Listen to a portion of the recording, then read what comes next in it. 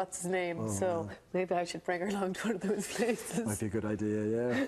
Now, you could barely afford a car on the amount, but amazingly, for less than €1,000, Terry McMahon has funded an entire movie. Described as Ireland's lowest budget movie, Charlie Casanova has beaten all the odds and will have its world premiere at the prestigious South by Southwest Film Festival in America. Before we chat to Terry about how the whole thing came about, let's take a look at some of the film.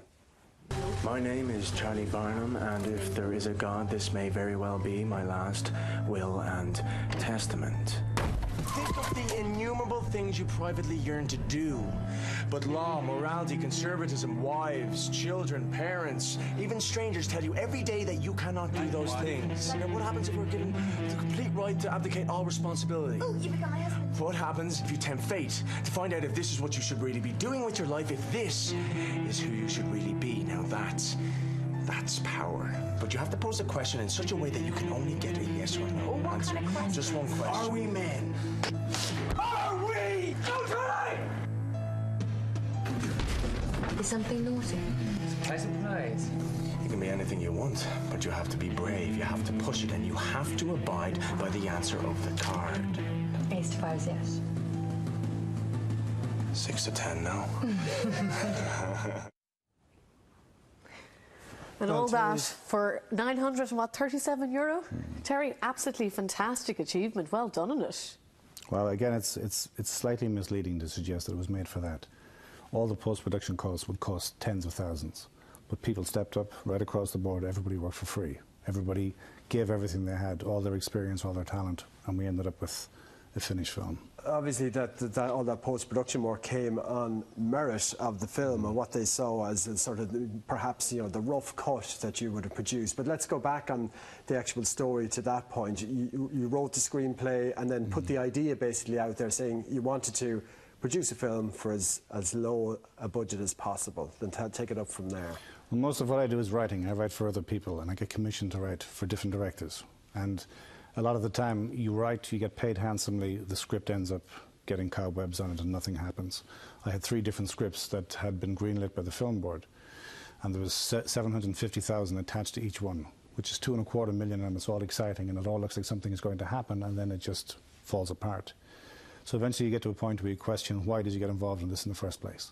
And it was to make films, and to make provocative, visceral films, not necessarily commercial films. And I was writing for Fair City. I'd written about 100 episodes of Fair City, and you get to the point where you just don't want to look at the computer anymore. But with Charlie Casanova, I wrote this, what I thought was a very important script. The Irish Film Board hated it. And you got to ask yourself, are you going to agree with them or not? So eventually I decided I'd have a reading of the script for them. I arranged the reading in the new theatre with a great cast. They hated it even more. So then I figured, okay, I'm going to have to make this myself. And I got a tattoo on my arm. It says, the art is in the completion, begin.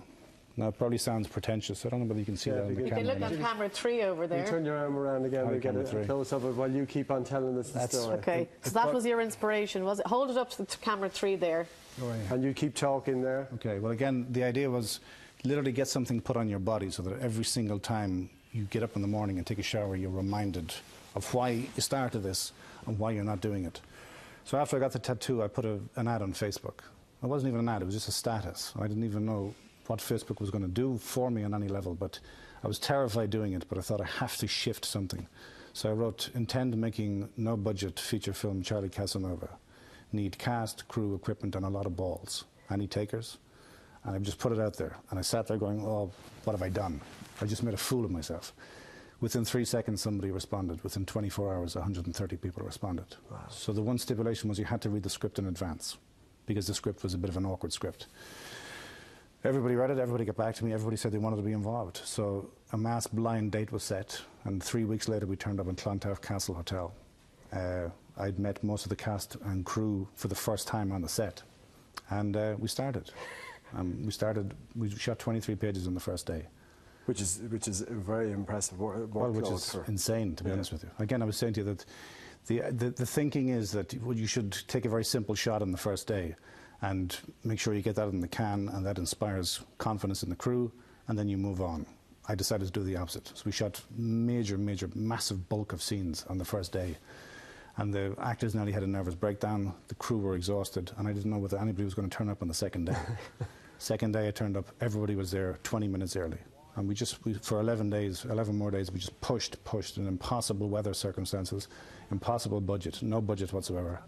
And everybody stepped up. Everybody just kept on getting to the point where you thought you couldn't get any more from them, and they'd give you more. It's fantastic now, and then the conclusion of the story is that this really prestigious nomination to a really prestigious film festival, the South by Southwest Festival in Texas in March, mid-March, yeah?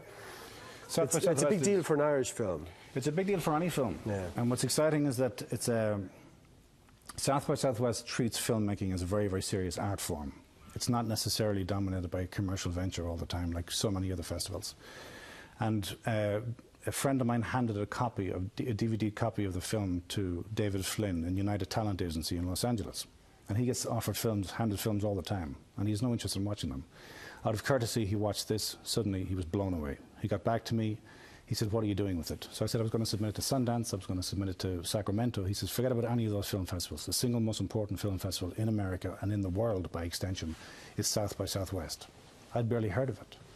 I checked the internet. It turned out the deadline was 2 days away. So I ran down to the post office, couriered it over to America, and forgot all about it.